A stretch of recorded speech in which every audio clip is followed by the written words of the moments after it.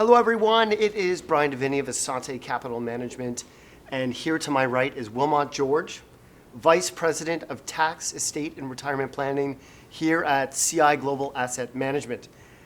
Over the next few minutes, I wanted to talk to Wilmot about the multi-generational home renovation tax credit.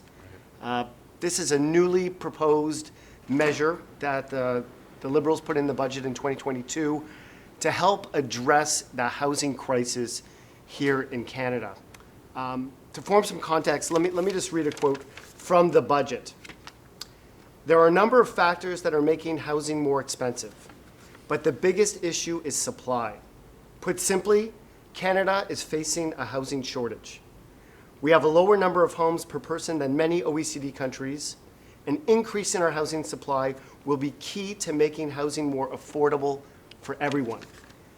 So they proposed maybe about a half dozen different measures. So today we wanted to talk about the multi-generational home credit. So Wilmot, when I hear the language and I read it into a little bit, I closed my eyes and I saw my mom moving into my basement at my home. All right. And I'm just wondering, is that an accurate representation?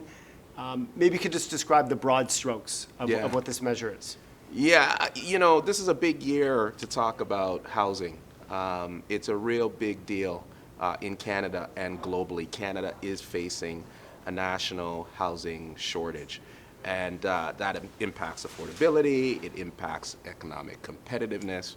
So our government recently released a number of measures worth over $10 billion over the next 5 years to help to address some of this. Now, specifically as it relates to the new multi-generational home renovation tax credit, the idea here is that the government wants to make it easier for seniors and individuals, adults with disabilities, to age at home and have care by their family members. So this credit is designed to encourage that. It's designed to have families renovate their homes, build a separate unit, a self-contained unit in the home so that a senior or a person with a disability can age in that place.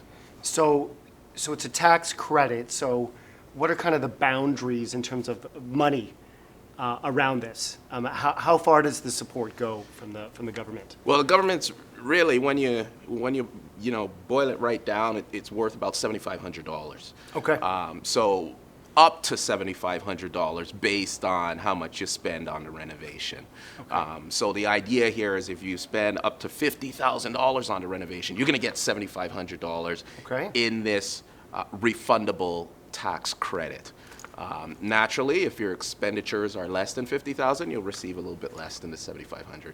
Okay, so tax credit. So let me take a step back and go to kind of income tax 101. So there's tax credits and there's deductions. So how does the tax credit work?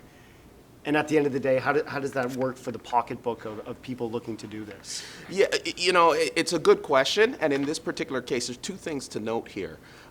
This is a refundable tax credit. So there's some conversation around what is refundable versus non-refundable, because there are two different types of credits. Okay. And then we get to the second part of this conversation, which is the difference between a tax credit versus a tax deduction. Okay. So when we talk about a refundable tax credit, which is what's being offered here, really and truly, it doesn't matter if you have tax payable or not to receive a refundable tax credit. Okay. All right. So for those individuals who have no tax payable, or for individuals who have significant deductions or credits that reduce their tax payable to zero, they will still receive a refund in respect of this credit because it's refundable. Non-refundable credits don't work that way. Got it. Okay? And then the second part of this was a deduction versus a tax credit. Yeah. Tax credit is worth the same to every taxpayer. Tax deduction has greater value as income increases because it's a deduction against taxable income. Got it. So this benefit will be equal to all Canadians. It will be. And it will be $7,500 back on a $50,000 renovation. That's correct. Up to $7,500 based on a $50,000 renovation. So I mean that's a meaningful contribution.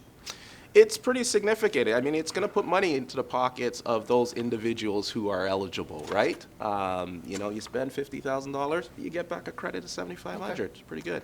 And what are the, you're going to have to qualify. You're going to have to, there's got to be some rules or some parameters around this. It's not, Yeah. you know, buying a bed and throwing it in the basement.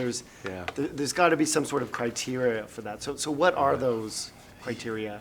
Yeah, Do you know? Is it out? Well, the first thing is on that point, the legislation to introduce this credit is still working its way through Parliament. So we expect it to pass in Okay. short order, but it's not yet passed, but Okay. we expect it to pass. Now, as far as what types of renovations will be eligible, you're right, there are some rules around that. So you were asking about, you know, your mom or dad in a basement apartment, for example, or your mom or dad having a room in your home. Well, that may or may not be sufficient enough for purposes of the credit. It has to be, you know, a unit, like a self-contained unit, I guess is the term that I'm looking for. Yes. You have to have a private entrance. You have to have a kitchen area. You have to have, you know, a bathroom. You have to have a separate sleep area. So there are some conditions around it. If it's got its own private entrance, it's got a kitchen area, it's got its own sleep area, likely eligible. If not, maybe not. Okay. I mean, to know those points are super important as you're designing. That's right. To know what this all is. Okay, so that makes sense to me. My mind, you know, aside from seeing my mom, is what if scenarios. Right. So suppose, you know, we plan to do this, and then during the process, my mother decides she doesn't want to live with me anymore. And I'm out, I put in $50,000, or she needs to go somewhere else to receive more care. Right. What happens in those scenarios? Is there any, they need to live there for this long or reside there for at least one day? Is there clarity around that? It's a good question, and some more of these details will come, you know, as the legislation passes and the CRA begins to administer these things. I didn't see anything in the legislation that says that you must live in the home for this long for the credit to be eligible. What I did see is that when you claim the credit, you know, you certainly do need to intend to occupy that property. Got it. You know, within 12 months of the end of the renovation. So we have seen that, but I didn't see anything in the legislation that intent. suggests. That's right. So intent, okay, Yeah. so it's not actually what occurs, but it's the intent of it. You have to actually be occupying that property or intend to occupy it within 12 months at the end of the renovation. Okay, Yeah. so that makes sense. So to wrap this up, in my mind, you know, this is not a reason to have multiple generations in a home, but if you are considering it, Right. this can be a great support. And if you are going to do this renovation, to know the criteria so that you can qualify for it. I mean, Absolutely right. And if you take a look at the budget announcement on this particular measure, they talked about, you know, families, many families out there have multiple generations in the household. And they talked about wanting seniors to be able to age comfortably at home. At home. So this particular tax credit is meant to encourage that and assist with that scenario. okay, well, we'll see how it goes. Thank you, everybody. And if you have any questions, please let me know. Thanks. Thank you.